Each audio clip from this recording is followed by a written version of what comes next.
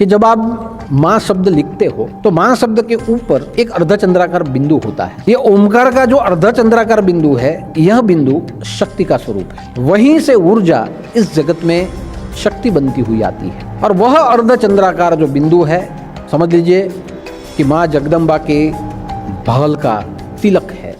नवरात्रि का अवसर शक्ति की प्राप्ति का अवसर होता है। नवरात्रि का अवसर अखिल ब्रह्मांड की ऊर्जा को आत्मसात करने का अवसर होता है और नवरात्रि का अवसर हमारे जीवन में शुभ कार्यों के संकल्पों को साकार करने के लिए एक नई दिशा प्राप्त करने का अवसर होता है। इसलिए हमारे सनातन धर्म के पांचांग के रीति रिवाज मुजब साल में 4 नवरात्रि हम सबके बीच में उत्सव के रूप में मनाने का निर्देश किया हुआ है और इसी रूप में आज की नवरात्रि ये प्रथम नवरात्रि है, जिसे पोषी नवरात्र के रूप में माना जाता है, जिसे शाकंभरी नवरात्र के रूप में मनाया जाता है, जिसे शताक्षी नवरात्र के रूप में भी मनाया जाता है। पुराणों में एक घटना का उल्लेख किया है कि आज से करोड़ों साल पहले यह पूरे जगत में अकाल पड़ा। वह अकाल के कारण वनस्पति नष्ट हो गई, नदी नाले सूख गए, जितने भी प्राणी थे, जीव मात्र थे, मनुष्य मात्र थे, ये सभी के प्राण संकट में आ गए। और ऐसा समझिए कि कई जीव मात्र तो ऐसे थे कि बिना पानी के और बिना आहार के जिनके मृत्यु भी हो गए। और ऐसा जब घोर अकाल पड़ा तो यह अकाल 1-2 साल के लिए नहीं था, यह अकाल 200 साल तक पड़ा रहा। और जब 200 साल तक यह अकाल रहा, तब ऋषि मुनियों ने, साधु सन्यासियों ने और जो जीव यह जगत में बचे हुए थे, ऐसे जीवों ने त्रिदेवों को प्रार्थना की कि हे त्रिदेव, आप कृपा करें और पुनः इस सृष्टि को नवपल्लवित करें, सृष्टि का पुनर्जन्म करें। तभी 3 देवताओं ने सोचा कि हम स्वयं शक्ति स्वरूप है, लेकिन हमारी शक्ति से शायद ये घोर अकाल मिट नहीं पाएगा। शक्ति के साथ साथ नवसर्जन करने वाली एक ऊर्जा की जरूरत होगी और जब तक ब्रह्मांड की परम ऊर्जा हमारी शक्ति के साथ संयुक्त नहीं हो जाती, तब तक ये विश्व में अकाल ही रहेगा। जब ये ऊर्जा और शक्ति संयुक्त हो गए तभी पुनर्सर्जन होगा, पुनर्निर्माण होगा, सृष्टि नवपल्लवित होगी। और यह सोचते हुए सभी देवताओं ने अपनी अपनी शक्ति तेज पुंज के रूप में ब्रह्मांड में प्रकट की और तीनों की शक्ति जहां प्रकट होकर एक रूप हो गई, यह तेज पुंज कोटिवधि तेज से भी ऊपर था। और ऐसा जहां तेज एक रूप हुआ, वह तेज को ग्रहण करने के लिए एक ऊर्जा का निर्माण हुआ, या कहिए कि एक ऊर्जा अवतरित हुई जिस ऊर्जा ने यह तेज पुंज को अपने बिंब में, अपने बिंदु में समा लिया, और वह बिंदु, वो ऊर्जा का बिंदु और कोई नहीं, मां जगदम्बा स्वयं थी। इसलिए आप देख सकते हैं कि जिसे हम बिंदु कहते हैं, यह ब्रह्मांड का मध्य बिंदु है।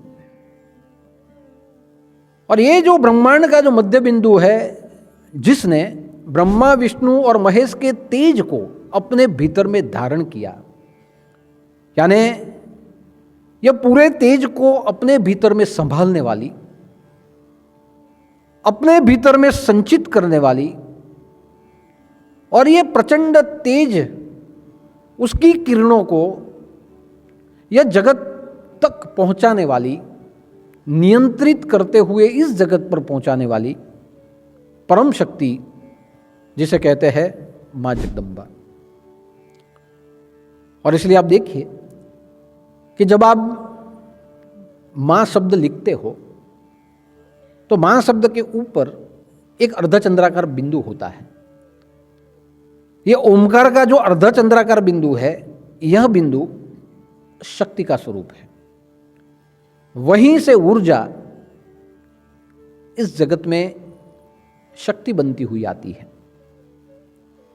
और वह अर्धचंद्राकार जो बिंदु है, समझ लीजिए कि मां जगदम्बा के भाल का तिलक है।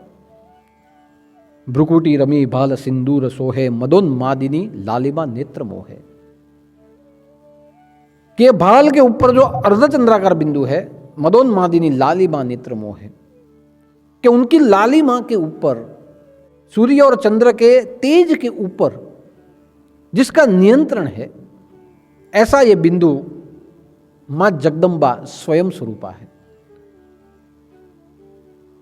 और मां जगदम्बा ऊर्जा के रूप में प्रकट हुई, एक स्वरूप उसने धारण किया, और वह जो स्वरूप धारण हुआ, वह स्वरूप 7 अक्षों वाला स्वरूप था। 100 नेत्रों वाला वो स्वरूप था। मदोन्मादिनी लालिमा नेत्र सोहे, कि वो 100 नेत्रों वाला स्वरूप लेकर मां जगदम्बा प्रकट हुई। और 100 नेत्र के द्वारा उसने जब ये पृथ्वी के ऊपर अपनी दृष्टि डाली, तो स्वाभाविक है कि भूखे बालक को देख के जैसे मां के हृदय में अनुकंपा होती है, हम सभी को देखते हुए या जगत की दुर्दशा को देखते हुए मां जगदम्बा के हृदय में अनुकंपा हुई। और वह अनुकंपा से उनके नेत्रों से जल बहने लगा, जिसे कहा जाता है अक्ष। उनके अक्षों से अश्रु बहने लगे, और वह अश्रु सरिता बने, कूप और सागर बनते हुए यह जगत में जल के रूप में प्रवाहित हुए। 7 अक्षों से करुणा बहावे, सरिता कूप सागल छलकावे, कि जो आंखों से जो अश्रु बहे, सरिता उभरने लगी। जो कूप थे, जो कुएं थे, ये कुएं भर गए जल से, और सागर जो थे वो छलकने लगे।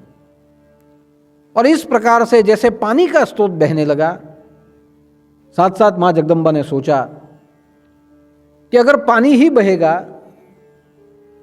तो ये जीव पानी पी के कितने समय तक जी पाएंगे। तो जरूरी है कि उन्हें अन्न आहार पहुंचाया जाए। मां जगदम्बा ने अपने अंग उपांगों से शाक का निर्माण किया, अन्न का निर्माण किया, और अन्न के बीज की वर्षा ये 8 दिनों में इस जगत के ऊपर की। उसमें से बीज से अंकुर फूटे, अंकुर से पौधे बने, और उसी पौधे से शाक, फल, फूल बने। मां जगदम्बा ने पुनः सोचा कि जल तो मिल गया, आहार मिल गया, लेकिन जब महामारी फैलेगी, रोगाचार फैलेगा, तब क्या करेंगे? तो मां भगवती ने अपने अंदर के तेज से औषधियों का निर्माण किया, जिसे कहा जाता है सौम्य तेज।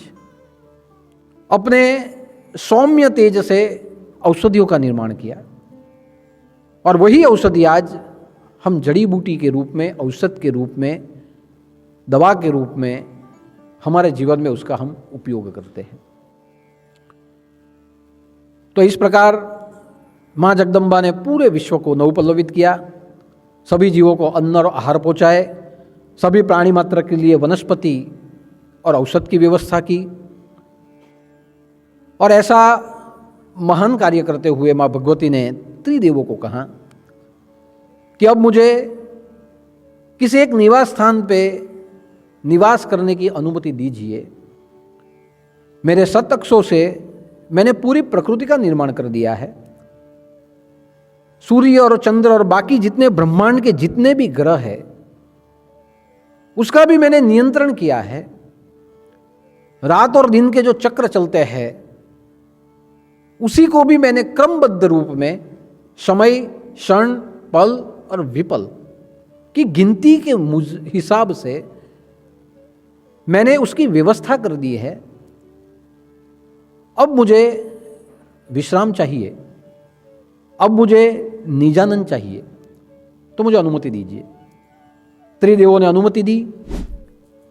मां जगदम्बा ने अपने निवास के लिए जंगल यानी वन का चुनाव किया, और वन में जाके वो रहने लगी। और वन में जाके रहती हुई शिव की आराधना करने लगी। तो सतअक्षों से जब करुणा बहाई, और करुणा बहाते हुए सागर को सरिता को छलकाया, तब वो शताक्षी थी।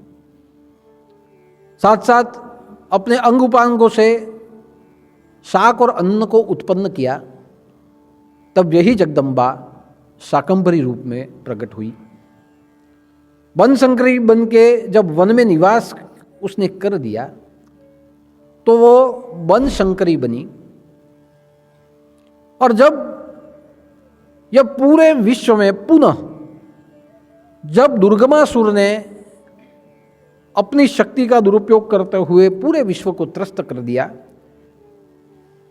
तब फिर से सूर, नर, मुनि, जन सभी ने मिलकर त्रिदेवों को प्रार्थना की। त्रिदेवों ने पुनः अपना तेज प्रकट किया।